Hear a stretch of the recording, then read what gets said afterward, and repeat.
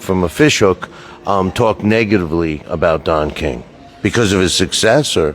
Well, you know how it is. Anytime in life when you super successful, a lot of people got a lot of things to say because they're trying to build themselves up and their reputation. But I remember back, it was two of us. Emmanuel Stewart had the Crunk Gym, and I had the Ann Arbor Boxing Club out of Ann Arbor, Michigan, which I had James Toney and a few other guys come out of Ricky Womack, they all come out of my gym. And at the time, Emmanuel Stewart had Thomas Hearns and all those guys come out of the Crunk Gym. So we was kind of going back and forth. And I remember Emmanuel Stewart telling me once, he said, you know, Stacy, I'm turning Tommy and them pro, and I'm not going to put him with Don King. I think he said he was going with Top Rank at the time. And I said, no. He said, I'm going to take Tommy and them, and I'm going with Top Rank. He said, I'm not going to go with Don King. So after that, I started thinking, and my mind told me, said, look, why run from a guy like Don King?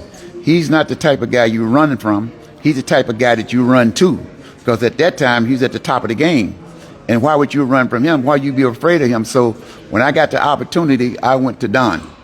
I wanted to be with the top guy, and I wasn't afraid of him.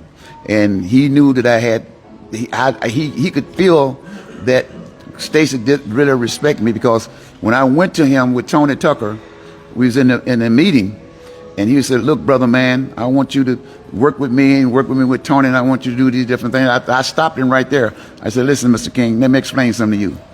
I don't want you to give me nothing but an opportunity. You give me an opportunity, and I'll take advantage of it. And he gave me an opportunity. He stopped and looked at me and said, I like that. So he gave me an opportunity, and I've been with him ever since. It's been 30-some years. You know, today's boxing landscape is a lot different, obviously, than it was years ago, and Don King is still involved. In your opinion, what does Don have to do to get back on top? I mean, you know, he's kind of been in the business for a while, you know, recently, but I know I have faith that he could be on top. What does he need to do to get back on top in the sport of boxing? Well, right now, you know, Don had a couple of guys that he's working with, but in terms of getting on top, everybody have their run in life. They have their run in life. The Don King that we knew back then is going to never be the Don King again. He's going to always remain in boxing. And if you know the history of Don King, he's the greatest boxing promoter of all time. He's a great humanitarian. And a lot of people don't understand. They don't want to talk about the fact that he's made more millionaires and multi-millionaires out of boxing than General Motors, Ford, or Chrysler put together. A lot of people don't want to give him credit for that, but he has. If you do the research, you will find that out. Now, a lot of people complain about, well, you know, Don took the money from the fighters, and I know for a fact, most of those fighters who saying that Don took money from him, they're lying. Because what happens is the fighters go and they borrow the money. They borrow their money, and then when Don take his money back, it's like Don King took my money. But that ain't what happened. You know, you don't want to pay the bill because you spend your money, now you want to spend Don's money. That's not the way it go, you know. So Don said, well, look, you spend yours, but you're not getting mine. And so a lot of people, they take it and run. The sports writer and the journalists got to have something to say. So they all say negative things about him. But in the long run, I remember back in the day when fighters was fighting for small money. So Don King brought the big money into boxing because he brought in the bidding war. Let's say if this promotional company say, I'll pay you $20,000, Don will come along and say, I'll pay you $60,000. Then the other promoter goes, so the fighter started making more money. He brought the big money back into boxing. But he's easy to hate because, you know, he's flamboyant, his hair sticking up on his head, he got diamonds all around his neck, you know, and that's not mainstream society, what it's supposed to be, but it was a good promotional front for him.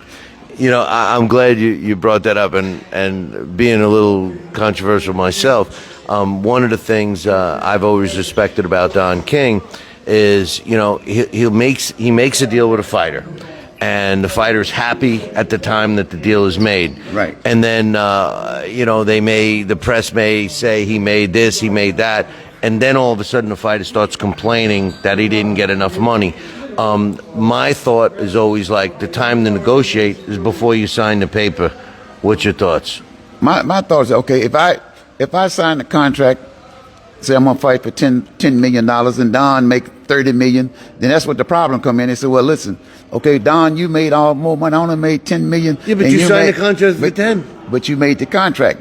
Okay, this is what the contract. This is what your manager said that you're supposed to get. I say, and when they go out and borrow the money, that's what you have to be careful. They borrow the money in advance. Don, I'm fighting for $1 million. I need 300,000 or 400,000. Then they don't want to pay back when it's time to pay. I've had fighters that come to Don, all pissed off, and I had fighters and managers come to me and ask me, say, well, Stacy, well, Don is wrong. Don should have, the fighter done lost his title. Don done took all the money about it. Listen, what is he supposed to do? You done lost your title. He got to take his money. When is he going to get his money back? Because he has money doesn't mean he has money to give away. He doesn't going to give it. One thing about Don, he said, look, you can make all the money you can earn. You got to earn what you get. You got to work for what you get. I'm not giving you my money. And that's the bottom line. And you know what? I couldn't agree more. And it's always pissed me off to hear fighters complain after the fact. The time to negotiate is before you put your name on the paper. And to me, Don King made a lot of fighters, like you said earlier, a lot of money.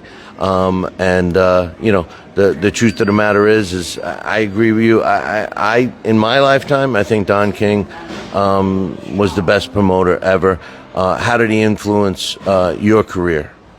Well, like I say, and I'll tell anybody, Don King, wasn't for Don King, I wouldn't be where I am now. You got to remember now, all these different world champions that I trained, basically was Don, except for a couple, came through Don King. Wasn't for Don King, although I knew Mike Tyson as an amateur, but wasn't for Don King, I wouldn't have that job with Mike Tyson. Mike Tyson been the greatest thing that ever happened to me in boxing in terms of training fighters. I said I wouldn't have had Ricardo Marioga. I wouldn't have had all these different Samuel Peters. Don King gave me these fighters. He's the one that said, Stacy, you take these fighters, and I want you to do this and I do that. And he stood behind me, and I stood behind him because we understand loyalty. And I've been very loyal all these years. And I've had journalists to try to get me to say different things against him. I won't do it. I won't do it. Whatever we got personally that I dislike in him at any time, I keep it among us. Yep. Okay? That's what I do. I keep everything among us, and my loyalty is impeccable. And anybody in boxing will tell you that. Well, I'm with Stacy McKinley, the trainer of champions. Together, we're going to be in the Florida Boxing Hall of Fame tomorrow, and you got to be there. So for me, Stacy McKinley, Don King Promotions, we'll see you next time. Ciao, baby.